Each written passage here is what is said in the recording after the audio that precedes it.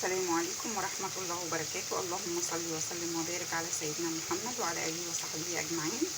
أهلا بيكم في قناة أوفر أكلة. هنعمل النهاردة كده مع بعض طريقة بانيه تنفع فطار وغدا وعشاء، بس ممكن لو هتعمليها فطار شيلي البانيه بس وحطي بداله بيض.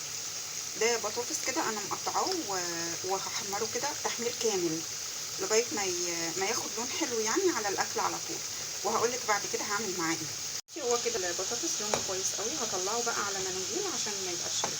بصي كده بقى في طاسه تانية حطيت حته سمن وهستنى عليها لما تسخن وانزل عليهم بقى بالبانيه مقطعاه مكعبات صغيره عشان يبقى قده كده قد البطاطس. كده انا نزلت اهو بالبانيه، هقلبه بقى لغايه لما ياخد معايا اللون اللي هو يبان ان هو استوى.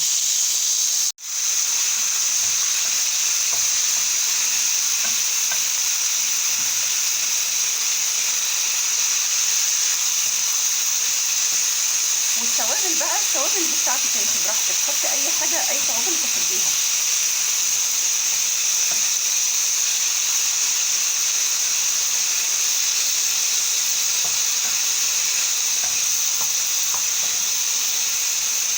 بصي هو كده البانيه خلاص استوى، هنزل بقى عليه بالبصل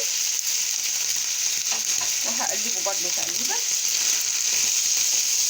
لغايه ما البصل يدبل بس، وبعد كده هروح نازله عليه فلفل وطماطم، واخر حاجه خالص هحطها له البطاطس، بس برضه مش هحط البطاطس كلها يعني.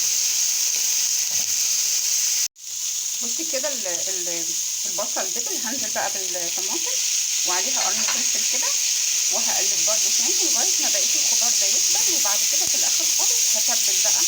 انا هتبل ملح وفلفل بس، انت لو حابه تحطي اي حاجه تاني اي توابل تاني عادي حطي اللي انت عايزاه. كده هحط بقى الملح وهحط كمان فلفل اسود، ولقيت عندي صراحه صويا صوص هحط منه بس شويه كده صغيرين، لانه طبعا مسكر، فلو زودت شويه هيسكر لي الاكله كلها. انا موطيه بس عشان الصوت، لكن اول ما اخلص تصوير هرجع اعلي عليه تاني. بصي انا كده خلاص تمام. ده هحط بقى عليه نص كميه البطاطس، يعني البطاطس اهي كلها هحط نص الكميه بس على الطاسه.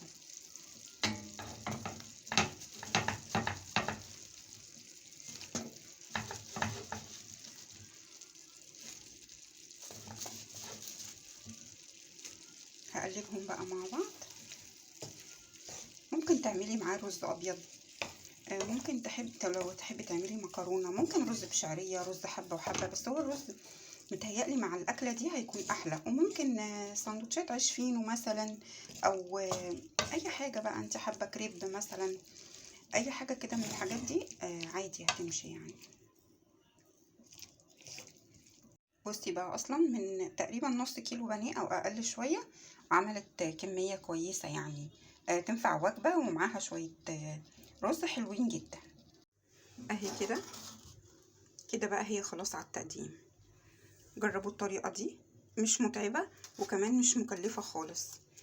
يا رب تعجبكم ان شاء الله. الف هنا.